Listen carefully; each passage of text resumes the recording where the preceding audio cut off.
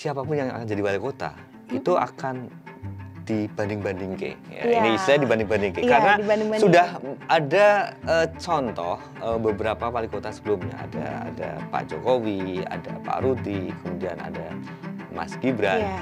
Sosok pengganti Mas Gibran ini harus posisinya memahami benar bagaimana apa yang dilakukan Mas Gibran ini dalam program prioritasnya nanti ke depan ini berkesinambungan dan sempurna.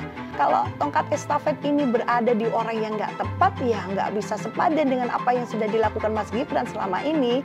Solo merupakan sebuah kota representasi dari kota yang maju, kota toleransi, dan banyak anak-anak muda. Kota Solo adalah kota ibu, karena melahirkan banyak pemimpin hebat. Dan kota Solo adalah kota ibu, representasinya adalah pemimpin wanita dong, gitu loh Mas. Halo, selamat datang Sobat Espos. Saya Sifol Arifin, senang sekali bisa bertemu dalam Selasar Politik. Obrolan politik yang ya tentu saja karena politik akan menarik perhatian banyak kalangan. Kali ini saya kedatangan tamu, seorang perempuan yang wah ini surprise juga kami menerima tamu. Mbak Diah. Gimana kabarnya Mbak Diah? Alhamdulillah baik Mas. Ya Mbak Diah ini sering dipanggil Diwa. Iya. Kepanjangannya? Diwa itu nama saya, Diah Warih Anjari. Diah Warih Anjari. Jadi sering disapa Diwa seperti itu. Lebih simpel ya? Iya lebih simpel karena panjang nama.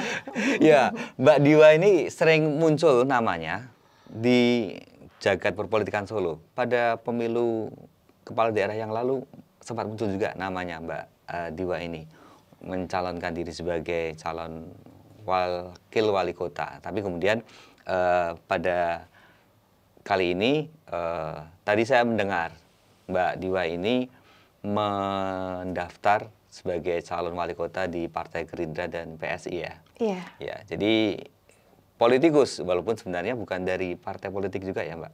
Belum. Ya, belum ya. Oke. Belum. Maksudnya Ya. belum bergabung. Belum bergabung ke ya, partai politik, ya. tapi memang memiliki konsentrasi, memiliki niat untuk masuk ke dunia politik. Ya. Ya, bisa diceritakan Mbak Diwa, latar belakang Anda dengan Solo. Warga Solo asli kan ya? Iya, saya warga Solo asli. Iya. Iya. Kalau boleh Mas, saya bercerita ya. Iya, banyak orang mungkin belum tahu ya tentang Diah Warih ya. Iya. Mungkin baru mendengar nama. Nih sekarang kita bisa bertatap muka ya dengan Mas, mungkin dengan para pemirsa semua yang nantinya akan melihat podcast kita ya. Ya. Masa kecil saya ini kebetulan saya lahir besar dari kota Solo. Kampung saya ini di Kampung Mertodranan, Pasar Kliwon gitu. Nah kebetulan kalau ditanya background dari keluarga kami, nah kami ini sebenarnya dari keluarga biasa Mas. Ya. Iya karena lahir besar juga. Keluarga saya dari Solo dan kebetulan bapak ini hanya seorang pedagang. Ya. Iya, jadi ketika saya masih kecil, kami sudah diajari untuk membantu bagaimana berdagang itu seperti apa. Dagang apa, ya, Mbak? Dagang karung plastik aja, gitu. Ya, tapi karena kita udah biasa ya, dan karena keadaan yang kami mengharuskan untuk membantu orang tua saat itu, dari posisi SD aja kami sudah belajar untuk berwirausaha gitu. Pendidikan bisnis dari orang tua dari berarti orang tua, ya? Kebetulan. Karena orang tua saya itu tadi, karena dari kalangan biasa, kita kalau dibilang cukup secara sisi ekonomi, ya mungkin pas-pasan aja. Ya. Gitu. Nah kebetulan saya ini anak pertama Mas. Dari? Gitu. Dari 3 bersaudara gitu dan ya kebetulan saya anak pertama, adik-adik saya ini malah laki-laki semuanya gitu. Dan alhamdulillah saat itu bapak ibu saya ini karena pekerja keras ya dan gigih, jadi kami sebagai anak pertama ini juga harus membantu orang tua dengan adik-adik Mbak ini yang harus ibaratnya kita rawat bareng-bareng gitu. Seperti itu kurang lebih. Di Mertodranan? Iya. Dari kecil sampai umur berapa? Dari kecil sampai saya menempuh pendidikan TK, SD, SMP, dan SMA, saya ada di kampung Mertodranan, Pasar Kliwon. Iya, tapi setelah itu karena tidak berkesempatan untuk sekolah tinggi ya saat itu, tapi karena kami ini seorang pedagang saat itu, jadi kami optimis, sudah biasa kami dengan berbagai kondisi seperti itu. SMA-nya di mana tuh? SMA, alhamdulillah SMA Negeri 3, Mas. Wah. Iya, ya cukup favorit saat ya itu. saat itu ya. Cukup favorit Kalau saat sekarang itu. kan sudah ada zonasi. Iya, ada zonasi. Tapi di situ kami menemukan dunia baru ya, karena sekolah kami ini kan bercampur berbagai kalangan ya, Mas, gitu. Jadi alhamdulillah ada kesempatan saya untuk sekolah di SMA Negeri 3 gitu. Jadi kalau di Mertodranan apa yang Anda masih ingat? Hal-hal yang menarik dari kampung tersebut? Hal yang paling saya ingat itu ya, karena terlepas dari ini ya, terlepas dari keadaan ya, kampung saya ini kan dekat sungai, gitu ya, sungai belakang Rumah Sakit Kostati itu yang muaranya ke Sungai Bengawan Solo ya. Jadi saat kita banjir gitu ya, maksudnya saat banjir, kondisi banjir ya, kita kena rumah kita ini, jadi tetangga-tetangga kena semua gitu kan, ya. Tapi merasa kita ini bersaudara kan, jadi satu sama yang lain ini saling menjaga, kita ngungsi bareng seperti itu. Masa kecil saya ingat sekali gitu, tapi tak terasa berkembangnya dengan proses kemajuan sebuah kota. Alhamdulillah kampung kami hampir jarang banjir. Sekarang sudah ada ya, banjir, terima kasih tentunya untuk pemerintah Kota Solo dong yang sudah luar biasa. Tapi gitu. setelah lulus SMA kemudian usaha? Setelah lulus SMA, jadi cerita begini. Pada saat saya SD pun saya sudah berdagang. Gitu. Sudah berdagang. Berdagang membantu orang tua. Berdagang membantu orang tua ya? Dan saya berdagang. Saya beli dari pasar, dari hasil saya dikasih uang jajan sama orang tua ya. Ya karena apapun yang kita terima itu kan segala sesuatu. Kalau dari kami ini karena kami ekonominya waktu itu pas-pasan, kami harus membantu orang tua. Saya mendapatkan uang jajan itu, ya kan dari bapak ibu saya tabung. Saya belikan waktu itu setiap saya pulang sekolah saya sepedaan Mas ke pasar.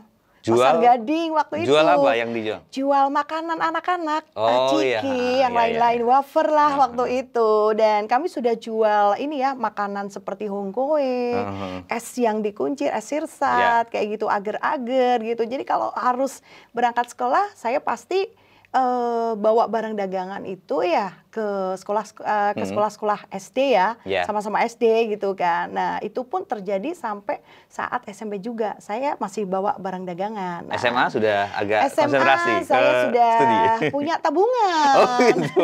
Saya sudah punya tabungan karena pada saat SMA ini alhamdulillah saya diberi kesempatan, nggak sengaja saya jadi penyiar radio, Mas.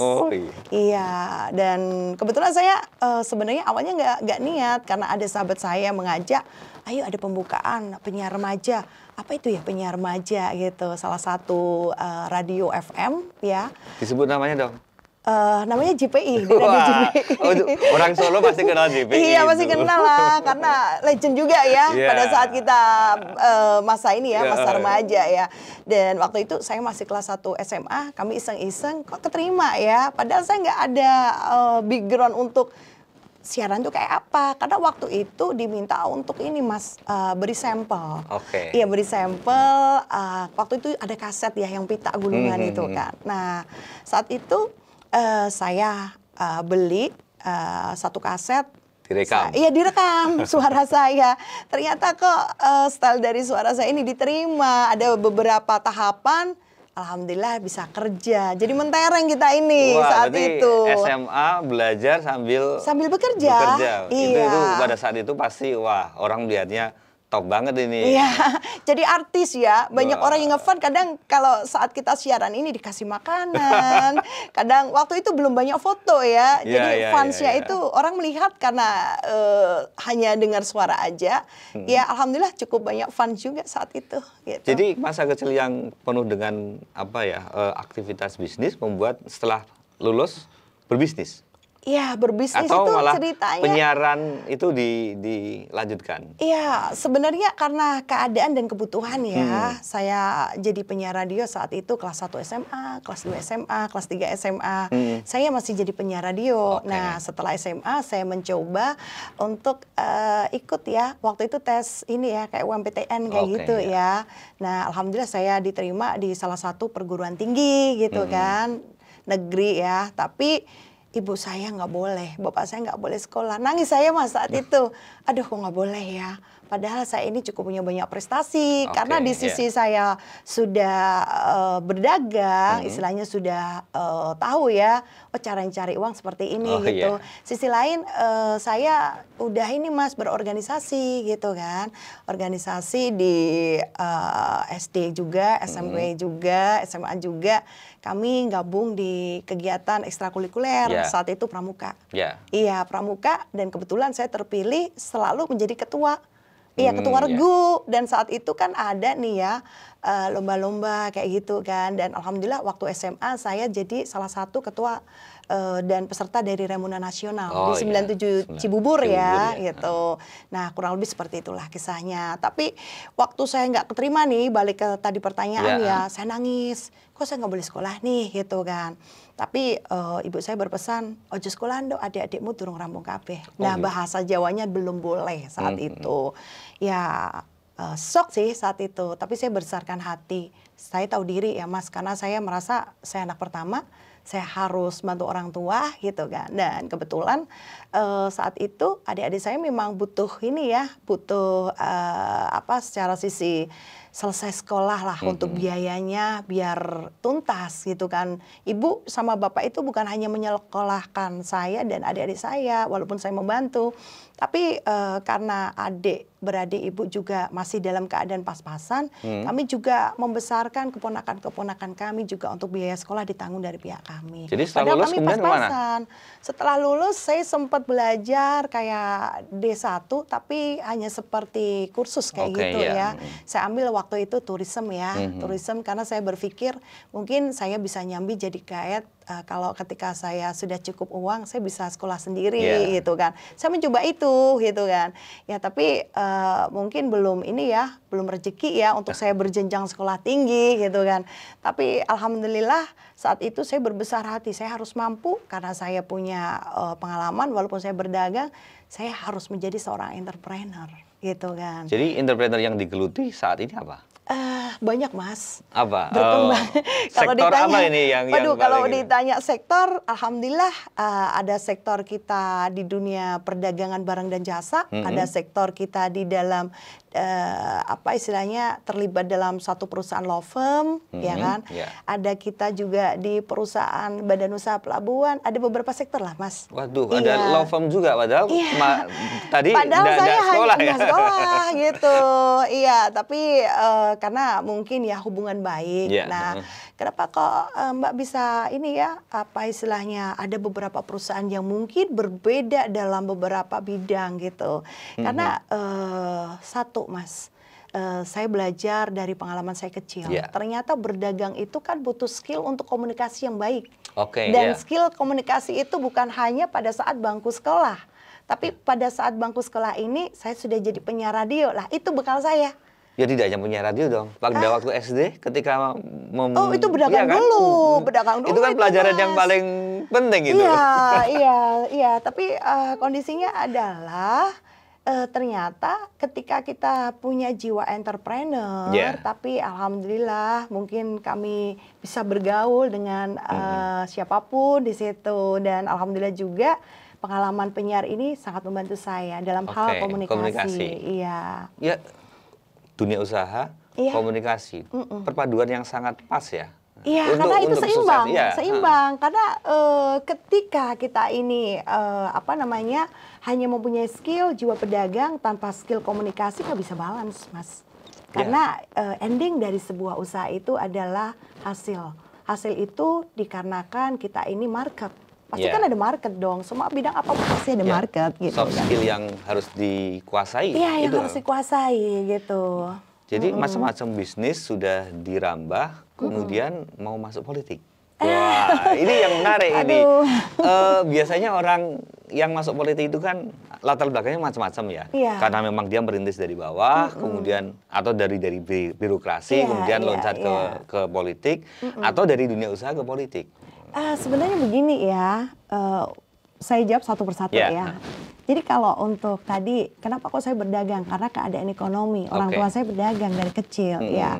Sisi lain, kami terlibat di beberapa kegiatan ekstrakurikuler sekolah ya. Ya.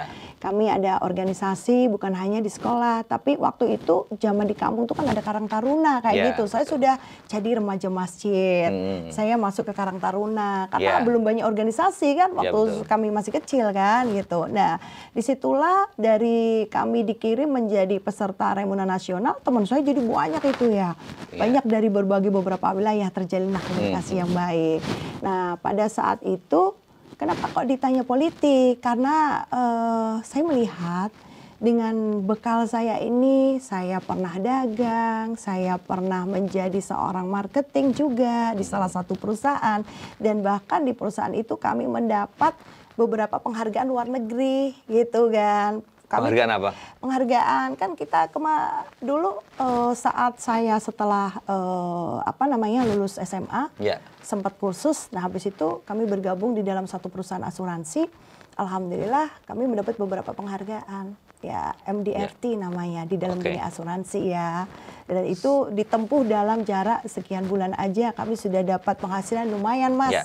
Iya, jadi dengan kisah politik ini sebenarnya ada hubungan ya, karena kita merasa kita punya bekal uang sendiri. Saya melihat politik menjadi sebuah hal yang menarik karena dengan politik kita bisa mengenal ya kan seperti apa kondisi sebuah kota, kita bisa memahami dan di sini politik menjadi kendaraan untuk kita ini menghantarkan seorang pemimpin gitu kan. Tapi ada juga ya beberapa motif pengusaha masuk ke dunia politik. Biasanya dia ingin melanjutkan atau mengembangkan usahanya dengan masuk politik. Karena politik akan mendukung usahanya. Tapi ada juga ya pengusaha yang masuk ke politik karena merasa dia sudah selesai dengan dirinya, dengan dunia usahanya. Sehingga dia karena rumahnya terlalu sempit sehingga dia ingin ke luar untuk ya terlibat dalam isu-isu publik lah ya kayak gitu. Kira-kira kalau Mbak Diwa gimana? Yang mana ini? Sebenarnya gini ya, kalau dibilang usaha itu mungkin ada korelasi ya mungkin dengan dunia politik karena politik juga membutuhkan logistik, Mas. Menurut saya ya, gitu membutuhkan juga sebuah pemahaman juga. Kalau saya ini kan kami dari kecil sudah berorganisasi, bagaimana kita memberikan ruang yang seluas-luasnya dari secara sisi jaringan, dari secara sisi cita-cita dan harapan ini kalau kita ingin memberikan kontribusi yang besar, ya kita harus memahami tentang politik. Karena tadi kembali lagi politik bisa menghantarkan kita lewat kendaraan politik seperti itu. Ya, dan di Solo adalah ruang yang Mbak Diwa akan masuki. Apa menariknya Solo? Kok pengen terlibat dalam kegiatan politik di Solo ini? Iya, satu Mas. Kalau bilang tertarik ya. Gitu. Karena satu, saya lahir besar di Solo, keluarga besar saya dari Solo, dan ini merupakan kecintaan saya di tanah kelahiran saya, kecintaan saya untuk membesarkan Solo. Gitu. Jadi karena rasa kecintaan ini saya tertarik untuk kembali lagi masuk Solo. Apa yang saya punya dari kemampuan networking dan apa yang sudah kita kerjakan selama ini, apalagi kemarin 2 periode, artinya periode kedua dari Pak Jokowi, saya terlibat Mas dalam pergerakan walaupun kita hanya relawan ya. Saat itu saya membentuk organ yang namanya Brigade Tagar 01. Ya kan, barisan terdepan barisan untuk 01 mendukung Pak Jokowi ya untuk periode kedua. Nah, saat sekarang ini karena saya melihat kami sudah membangun Mas sebuah tempat dan wadah 2024 ini karena salah satunya itu adalah cawapresnya Mas Gibran. Saat itu kami berpikir, kami orang Solo dan kami punya banyak teman di berbagai wilayah Indonesia. Saya tertarik, harus membantu dan peduli karena ini menyangkut nama besar Solo, gitu ceritanya. Mendukung Mas Gibran karena sama-sama orang Solo. Sama-sama orang Solo dan satu, kita melihat prestasi Solo yang luar biasa di kepemimpinannya Mas Gibran ini menjadi inspirasi juga untuk kota-kota lain karena yang dilihat Solo merupakan sebuah kota representasi dari kota yang maju, kota toleransi dan banyak anak-anak muda, apalagi di hunian yang nyaman ya, apalagi dengan prestasi banyak perubahan di dalam infrastruktur ini, banyak yang sedang dibangun Mas Gibran dan ini merupakan sebuah terobosan dan kemajuan untuk Solo ke depan. Pengen jadi pelanjut Mas Gibran gitu. Iya, karena kami melihat begini ya. Dengan apa yang dilakukan Mas Gibran ini kan sebuah terobosan baru, kemajuan baru untuk perubahan Solo menuju yang lebih baik lagi. Dan terbukti di bawah kepemimpinannya Mas Gibran, Solo menjadi kota yang banyak prestasi gitu kan. Dengan banyak pembangunan yang ada di Solo. Kalau ini kiprah Mas Gibran bukan hanya nasional, tapi dilihat juga kan internasional. Kalau tongkat estafet ini berada di orang yang nggak tepat, ya nggak bisa sepadan dengan apa yang sudah dilakukan Mas Gibran selama ini. Harus tepat Mas gitu.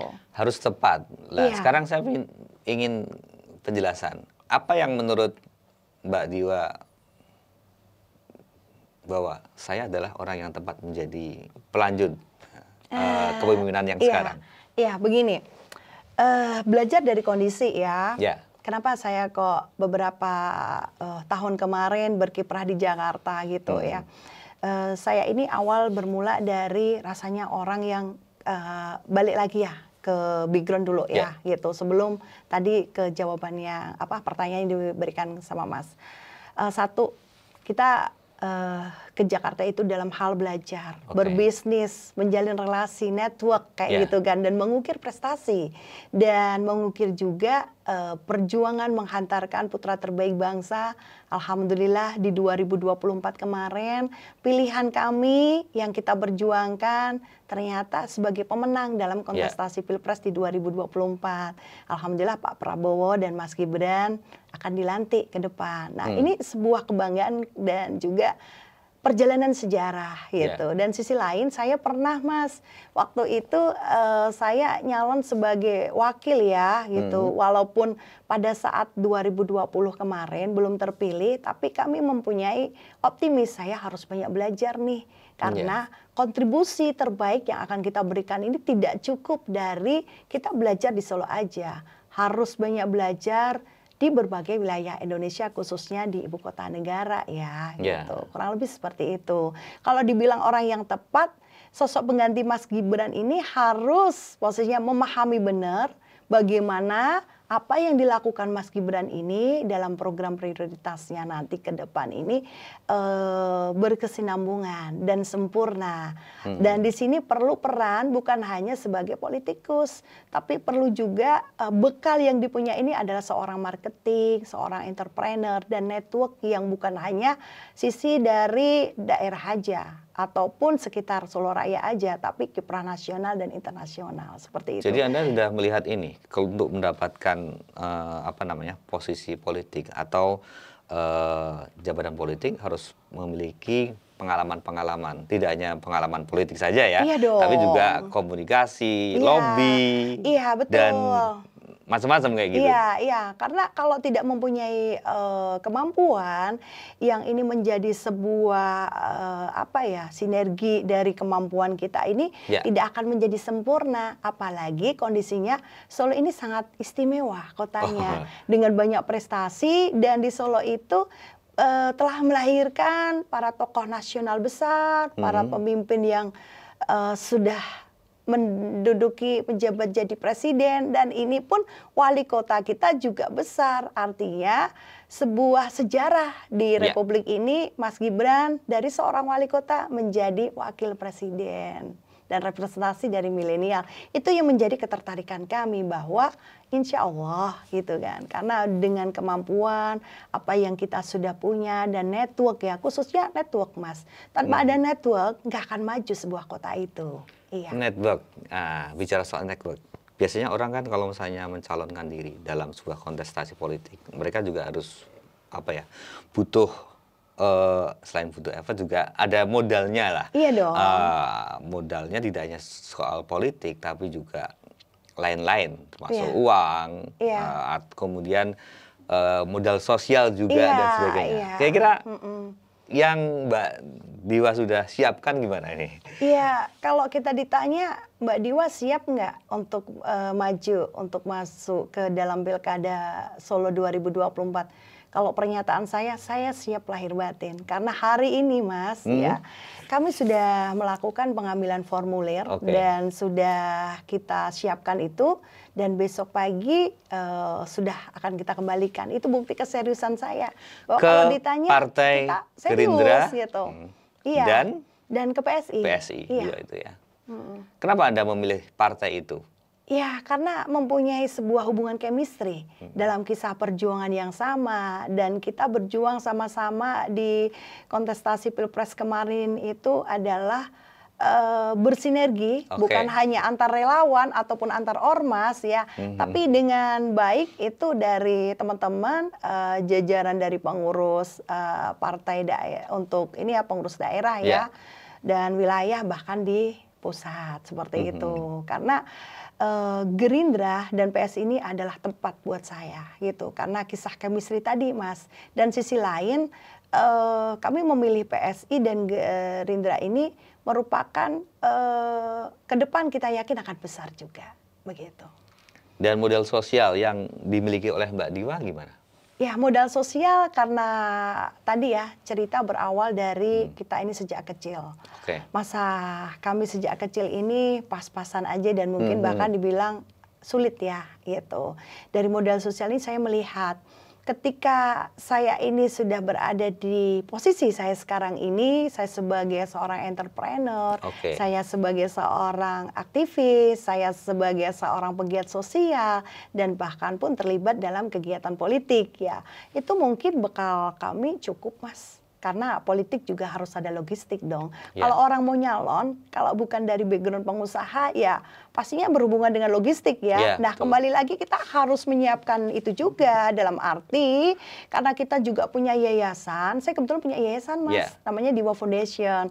Kami bentuk 3 tahun yang lalu, tapi dalam 3 tahun yang lalu ini, alhamdulillah kami berkiprah dalam sosial kemanusiaan karena kami menampung waktu itu dari brigade. Saya melihat para relawan saya ini ada yang masih mampu, ada yang belum mampu. Kami tampung dalam sebuah yayasan agar mereka terlibat dalam program-program kami gitu. Aktivitasnya apa saja? Diwa Foundation ini sebenarnya kalau Diwa kembali lagi ya ke nama saya Diah Wari Anjari gitu kan. Nah di sini saya sebagai pendiri sekaligus founder. Kenapa saya founder? Saya ada beberapa perusahaan yang kami pimpin dan kebetulan sebagian itu kami sisihkan untuk kegiatan sosial.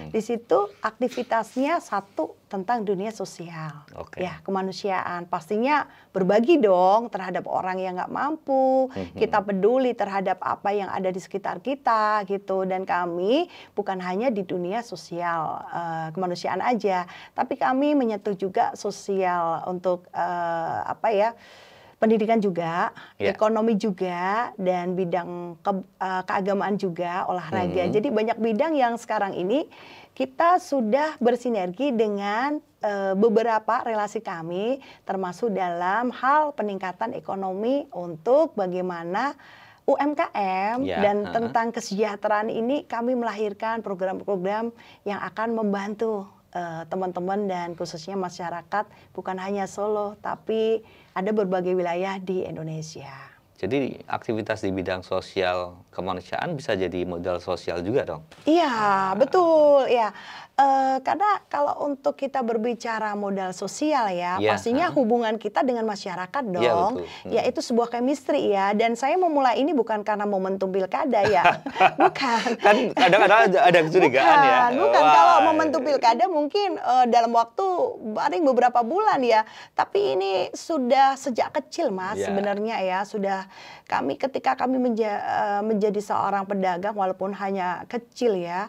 Dan kami membantu orang tua, ibu dan bapak saya mengajarkan untuk sedekah kepada orang lain. Kami menyisihkan sebagian uang kami untuk membantu tetangga-tetangga yang belum mampu, untuk berbagi juga. Dan disitulah dari kecil ini kami udah terbiasa ya melakukan untuk membantu orang-orang khususnya di sekitar kita gitu. Kalau Ginesia itu organisasi yang bergerak di bidang sosial juga? Kalau begini, kalau Diwa Foundation adalah sebuah yayasan. Ya, kalau Ginesia ini adalah sebuah ormas. Ormas kami ini terlahir pada saat kemarin perjuangan Pilpres. Karena kami semacam relawan gitu. Relawan, tapi kami sudah, karena ini basis masanya lumayan banyak ya dan tersebar di hampir seluruh wilayah Indonesia dan kita juga ada di luar negeri nih Mas. Gitu. Iya. Jadi organisasi Ginesia ini alhamdulillah sudah berubah menjadi organisasi massa dan legal. Tapi awalnya memang relawan. Relawan, tapi kita melihat kok banyak sekali nih jadi anggotanya dan rata-rata kita membidangi kepemudaan nih ya. Jadi bagaimana kita berpikir yayasan punya program-program, tapi nanti yang menjalankan adalah teman-teman dari anggota Ginesia gitu. Kegiatannya apa saja itu? Kalau jadi ormas itu? Kegiatannya satu Mas, karena di sini tadi antara berkaitan dengan yayasan, jadi yayasan punya program pelaksana dari teman-teman Ginesia itu sebagai sumber daya manusianya gitu. Dan rata-rata anak muda? Anak muda, iya. Dan kami sudah ini ya, melakukan beberapa kolaborasi, artinya kerjasama dengan beberapa pihak, bukan hanya di dalam peningkatan ekonomi, tapi bagaimana meningkatkan SDM juga. Karena ini hal yang nggak bisa dipisahkan. Ya tentu saja kalau misalnya aktivitas memang aktivitas sosial apalagi harus terkait dengan apa ya masa lalu juga ya, terkait pengalaman dan sebagainya. Benar. Tetapi kalau misalnya bicara soal masa depan ya tentang Solo, Anda memiliki apa ya semacam idealita tentang Solo. Seperti apa idealnya kalau misalnya Anda mendapatkan kesempatan untuk memimpin Solo? Iya, kalau saya nih ya Mas, itu berarti kan berhubungan dengan hal apa yang kita impikan. Visi misi ya, kurang lebih lah seperti itulah. Kalau saya melihat Solo sekarang sudah baik, tapi Solo ke depan adalah akan lebih baik lagi ya, karena dengan tadi apa yang dilakukan Mas Gibran dengan banyak prestasi dan banyak yang dari berbagai macam program untuk masyarakat dan fasilitas yang ada saat sekarang ini, apa yang dibangun Mas Gibran ini menjadi sebuah sebuah kemajuan untuk Kota Solo. Kalau saya melihat saatnya Solo sudah bukan hanya untuk Solo, tapi Solo adalah menuju ke kota metropolitan yang mengedepankan kesejahteraan masyarakat, bukan hanya di bidang ekonomi, tapi di bidang sosial, di bidang pendidikan, di bidang budaya, di bidang keagamaan. Dan di sini bagaimana Solo mengajak daerah sekitarnya ini menjadi sebuah kekuatan bersama untuk sama-sama maju. Jadi karena di sini Solo sudah banyak fasilitas. Bagaimana Solo ke depan ini daerah yang di sekitar ini menjadi pendukung ya. Dan kesejahteraan itu kita juga berdampak kepada sekitar Solo Raya juga. Ya, memang Solo sudah sangat maju ya. Sangat maju. Banyak juga survei yang menyebut bahwa hidup di Solo itu enak banget. Iya, dan murah biaya hidupnya. Pastinya orang mau ke Solo ya, gitu. Ya, jadi kalau misalnya yang akan menjadi pemimpin Solo, ya harus menjaga itu ya, kenyamanan. Betul. Dan tentu saja tidak hanya nyaman, tapi juga kemajuan ya, soal ekonomi, soal budaya dan sebagainya. Tapi ada juga pandangan begini Mbak, siapapun yang akan jadi wali kota itu akan dibanding-bandingke. Ya, Iya. ini istilah dibanding-bandingke. Iya, Karena dibanding-bandingke. sudah ada contoh beberapa wali kota sebelumnya. Ada Pak Jokowi, ada Pak Rudi, kemudian ada Mas Gibran. Iya. Sehingga tidak mudah orang untuk apa namanya membuat program sendiri, karena orang akan membanding-bandingkan. Ya di satu sisi mungkin itu bagus, tapi di sisi lain juga akhirnya jadi beban, ya, kayak gitu. Itu gimana, Mbak? Iya, begini, kembali lagi pemimpin Solo adalah wali kota ya. Ya. Dan ini leadership kepemimpinan juga. Betul. Kalau udah kita siap, kita menjadi seorang pemimpin, ini kita harus menjaga rasa juga, Mas. Oke. Iya, harus ada keikhlasan, harus dimulai dari hati yang bersih gitu. Bagaimana sebuah pengabdian ini bisa berjalan dengan maksimal gitu. Karena ketika kita sudah memutuskan saya mau maju ikut kontestasi, berarti kan sudah siap lahir batin secara sisi apapun gitu kan. Nah, tapi kalau untuk tadi dibanding-bandingkan, ya kita tidak boleh ibaratnya jadi sensitif ya, nggak boleh, iya kan? Karena seorang pemimpin itu ketika kita sudah sensitif ya susah, Mas. Gitu. Ya karena berhubungan dengan psikologi juga ya, gitu kan. Perasa ya baperan nggak boleh gitu. Karena harus kuat. Bagaimana pemimpin ini kalau saya ya karena kita seorang ibu ya. Seorang ibu itu lebih kuat ya, Mas, dalam hal kita ini mendampingi, bagaimana mengayomi untuk anak-anak kita. Nah, kalau dalam 2024 ini diberikan kesempatan perempuan untuk nanti ke depan memimpin, ini sebuah sejarah. Tadi kita menyebut dari awal, Kota Solo adalah kota ibu, karena melahirkan banyak pemimpin hebat. Dan Kota Solo adalah kota ibu, representasinya adalah pemimpin wanita dong, gitu loh, Mas. Kita belum punya ya? Belum punya sepanjang sejarah, iya.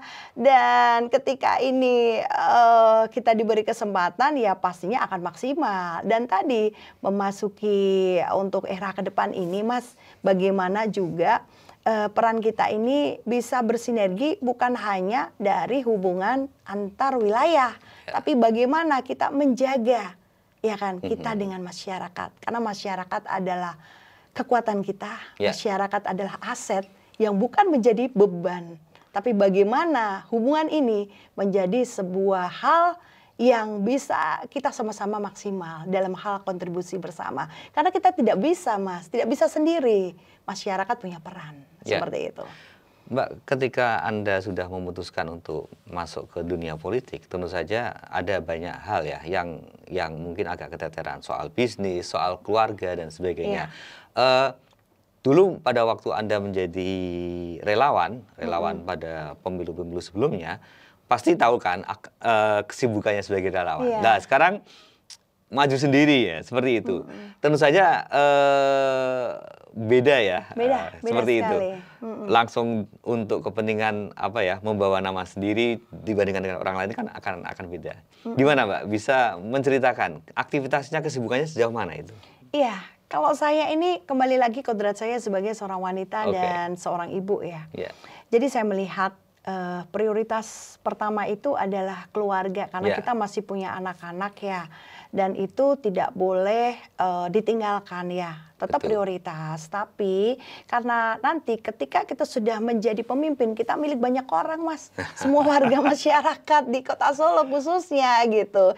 Jadi benar-benar harus memanage waktu antara keluarga, antara saat kita ini menjadi seorang pemimpin, manakalanya kita ada hari-hari tertentu juga yang memang diluangkan, ya kan. Nah, kalau saya udah siap, Mas, karena kami siap, kami sudah berembuk secara sisi dalam ya, artinya di keluarga kami sendiri, dengan orang tua saya, dengan adik-beradik saya, dan khususnya anak-anak saya gitu. Lebih banyak menghabiskan waktu dengan keluarga di Solo? Enggak juga sih, Mas. Kalau ditanya kemarin-kemarin, itu kami berkiprah kan di Jakarta dan di beberapa wilayah Indonesia gitu kan. Tapi pasti karena kita nggak mau kehilangan waktu ya untuk anak-anak juga harus berbagi ya, karena kita juga melayani Mas. Yayasan juga melayani banyak orang, karena berbagai macam orang. Kadang ada yang ini ya berkeluh resah kepada kami nggak bisa tutup mata dong gitu. Waktu kami juga diberikan kepada mereka yang membutuhkan kami, walaupun dalam skop masih sebuah yayasan. Tapi prioritasnya karena seorang ibu ya, waktu anak-anak ini juga nggak boleh ditinggal, artinya seimbang. Iya. Tapi kan kalau misalnya menjadi pimpinan, maka dia harus memberikan waktunya kepada publik ya, kepada masyarakat. Pasti totalitas kepada masyarakat ya. Tapi di sini kita sudah biasa membagi waktu ya, dan keluarga saya sudah sangat cukup mengerti, karena apa yang kita lakukan ini bukan hanya berkiprah di dunia usaha saja, tapi kegiatan sosial kemanusiaan. Kita ngurus masih membesarkan organisasi kami Genesia, dan masih juga kami ini juga berbagi dengan hal-hal yang mungkin waktunya kadang tak terduga. Artinya ada hal kegiatan yang mungkin berubah cepat. Artinya menyesuaikan dengan kondisi. Tapi saya luangkan ketika kami kemarin ada di Jakarta, di beberapa wilayah lain ya, saya pasti pulang setiap minggu Mas. Iya, saya pasti pulang. Walaupun itu di Jumat, Sabtu, Minggu ya, 3 hari bersama, dan saya sisihkan. Walaupun saya belum menjadi pemimpin Solo, insya Allah akan menjadi. Tapi kami sudah bersentuhan dengan banyak masyarakat. Ya, kemudian soal ini soal peta politik ya. Tadi Anda sudah menyebut bahwa Gerindra dan PSI menjadi tempat untuk berlabuh ya, seperti itu, untuk mendaftar. Selain itu ada lagi nggak? Kan biasanya dalam pemilu, dalam pilkada, itu kan tidak sekedar 1-2 partai, tapi banyak partai, karena harus ada dukungan-dukungan yang kuat. Yang lain. Jadi begini Mas, kalau dilihat dari komposisi sekarang nih ya, 9 kursi sudah cukup, sudah keterwakilan ya. Tapi di sini saya melihat Gerindra dengan PSI sebenarnya udah lebih dari cukup, walaupun hanya sisa 1 ya, karena punya 10 ya. Tapi ketika melihat kemarin apa yang sudah ada di Solo ini gitu kan, alangkah baik ketika komunikasi politik ini juga dilakukan di beberapa partai lain ya. Ini menjadi sebuah kalau saya melihat ya, peluang. Artinya komunikasi itu kan dinamis Mas, ya kan, dan bisa berubah cepat ya. Tapi andaikan kita bisa menyatukan dengan lebih dari porsi itu, minimal 9 ya, itu sangat kuat sekali dalam nanti namanya sudah dalam memasuki masa seperti ini. Kalau siapapun yang dapat rekomendasi itu kan pasti fight ya. Endingnya adalah menang ya. Tapi ketika ini kita menjalin porsinya itu lebih banyak ya, sebuah kemenangan itu lebih gampang gitu. Berarti perjuangan pertama adalah mendapatkan tiket dulu. Iya dong, mendapatkan tiket dulu. Belum sampai pada tahap final ya. Belum. Iya. Untuk mendapatkan tiket saja saingannya sudah sangat. Iya, sama-sama semua perempuan soalnya. Sama-sama perempuan ya, yang di Gerindra dan PSI ya. Begitu. Tapi saya apresiasi terhadap teman-teman yang kemarin juga sudah sama-sama kita mendaftar ya gitu. Tapi apapun itu ya Mas, semua punya kemampuan masing-masing gitu. Ada komunikasi dengan kompetitor, yang harus kita jalin Mas. Ya walaupun kita bilang bukan kompetitor ya, nggak enak ya.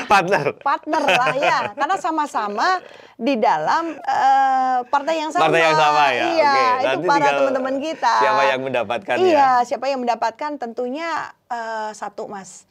Kalau dilihat dari kondisi sekarang, apalagi seorang perempuan itu harus santun.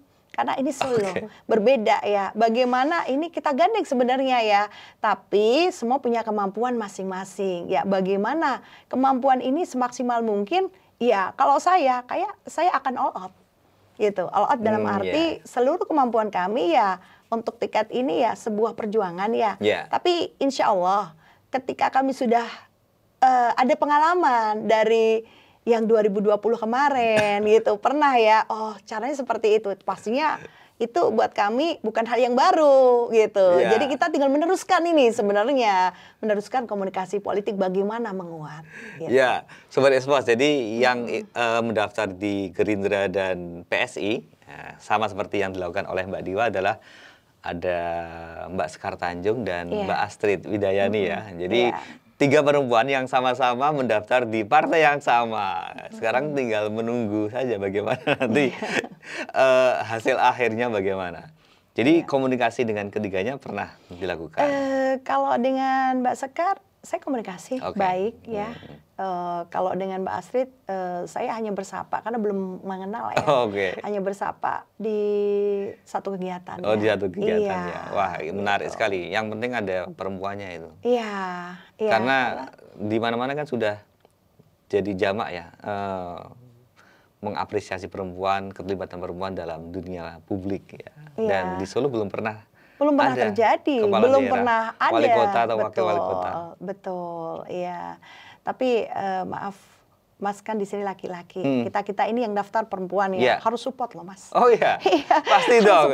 Kalau perempuan ya harus disupport. Kalau nggak disupport bagaimana? Biar setara, biar sejajar. Beri kesempatan untuk perempuan juga memimpin dong. Gitu. Harus disupport dan kita tidak pernah membeda-bedakan ya antara laki-laki perempuan. Nanti ini bias ya seperti itu. Oke. Saya ingin mendapatkan gambaran tentang pribadi ya. Kembali lagi soal pribadi. Dengan aktivitas yang sangat berat, dari mulai aktivitas sosial, aktivitas bisnis, dan sekarang aktivitas politik. Mbak Diwa punya sosok yang dikagumi nggak? Pastinya ada dong. Kalau yang jadi inspirasi ketika melangkah. Iya, kalau sosok yang saya kagumi adalah orang tua saya ya. Karena sangat luar biasa peran orang tua saya, bapak ibu saya itu terhadap kehidupan saya ya. Masih di Mertodranan? Masih di Mertodranan, alhamdulillah. Dan di sana itu karena banyak teman ya, dan sudah sekian tahun kan bapak meninggal ya. Jadi waktu itu bapak berpesan kepada saya, kamu anak pertama harus membanggakan keluarga. Dan inilah saatnya, walaupun bapak saya sudah meninggal ya, tapi saya ingin menjadi kebanggaan keluarga saya juga.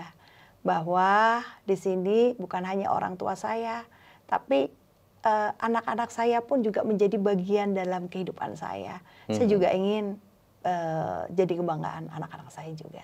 Ya, karena orang tua pasti menjadi rujukan yang pertama dan utama ya. Iya, betul. Apalagi ibu saya sangat support loh Mas. Support sekali gitu ya. Iya, jadi gimana? Bentuk supportnya bagaimana? Ketika apa namanya mau mendaftar sebagai calon wali kota? Iya, sangat support saat pertama dulu waktu tahun 2020 ya. Saya ikut dalam kontestasi itu walaupun belum rezeki saya ya. Ibu saya udah senang sekali. Karena ini hal yang baru buat keluarga kami gitu kan. Dan kalau bapak dulu semasa hidup dia melihat kita sudah ada jiwa kepemimpinan, walaupun hanya lewat organisasi, lewat organisasi lain yang saya pimpin gitu kan. Karena saya menjadi ketua umum di beberapa organisasi nih Mas, bukan hanya di Genesia sebenarnya gitu kan. Nah tapi beliau support dalam hal bukan hanya secara sisi lahiriah ya, secara sisi ikhtiar doa sangat support sekali. Ya, oke. Mbak Diwa, terima kasih sekali obrolan yang menarik tentang pribadi maupun aktivitas ini. Ya, Mas. Ya, semoga bisa memberikan inspirasi bagi masyarakat, jadi informasi juga tentang aktivitasnya, dan kami berharap sukses lah dalam menjalani aktivitas politik ya. Kalau aktivitas bisnis kan udah jalan. Udah jalan, iya. Saya kepingin juga menjadi terus sosok inspiratif, Mas. Bagi kami perempuan, dan alhamdulillah terima kasih untuk dukungan masyarakat Solo. Ternyata kami juga dapat penghargaan bukan hanya tokoh inspiratif Jawa Tengah. Gitu kan. Saya dengar itu beberapa waktu yang lalu ya. Iya. Tapi saya juga alhamdulillah kemarin juga mendapat penghargaan dari Korea Selatan juga sebagai tokoh inspiratif. Tokoh inspiratif juga, dan satu majalah juga yang menulis tentang kisah inspiratif saya, dan alhamdulillah juga diekspor ke beberapa negara gitu. Jadinya kita merasa sudah saatnya perempuan harus setara, sudah saatnya perempuan juga harus tetap maju, karena kita ini akan melahirkan generasi-generasi hebat ke depan seperti itu.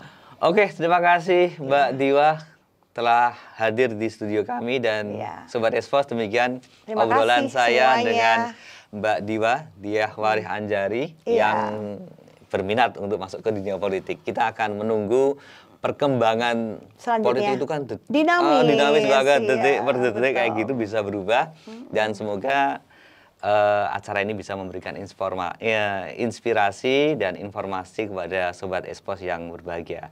Dan saya Syiful Arifin undur diri. Terima kasih atas kehadirannya dan salam untuk pemirsa semuanya. Matur nuwun. Assalamualaikum warahmatullahi wabarakatuh. Waalaikumsalam warahmatullahi wabarakatuh.